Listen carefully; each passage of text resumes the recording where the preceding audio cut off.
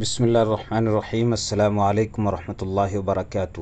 ناظرین، آئیے جدید عربی زبان سیکھیں کہ 47ویں کلپ کے ساتھ آپ حضرات کی خدمت میں حاضر ہوں۔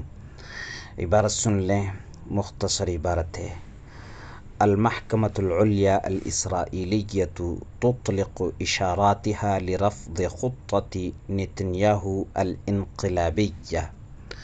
المحکمۃ العلیٰ الاسرائیلیہ، اسرائیل سپریم کورٹ، تطلق الاشارۃ، اشارہ دینا، تطلق اشاراتها، اشارات چونکہ جمع مؤنث سالم ہے اس لیے اس پر زبر کی جگہ زیر آیا ہے۔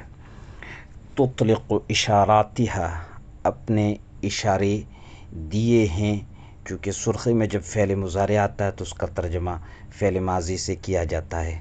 رفضن، رفضن کے معنی ہے نامنظور کرنا۔ خطہ، پلان کو کہتے ہیں۔ الخطۃ الانقلابیہ، الانقلابیہ یہ خطہ کی صفت ہے۔ خطہ مضاف ہے اس لیے اس پر الف لام نہیں آیا، اور الانقلابیہ اس کی صفت ہے اس لیے اس پر الف لام آ گیا ہے۔ نتنیاہو، یہ اسرائیل کے وزیر اعظم کا نام ہے، اسرائیلی وزیر اعظم کا نام ہے نتنیاہو۔ المحکمۃ العلیٰ الاسرائیلیۃ تطلق اشاراتها لرفض خطة نتنیاہو الانقلابیہ۔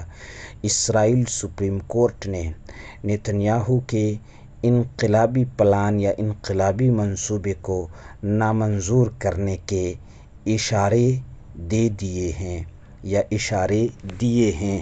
اسرائیل سپریم کورٹ نے نتنیاہو کے انقلابی پلان یا انقلابی منصوبے کو نامنظور کرنے کے اشارے دیے ہیں۔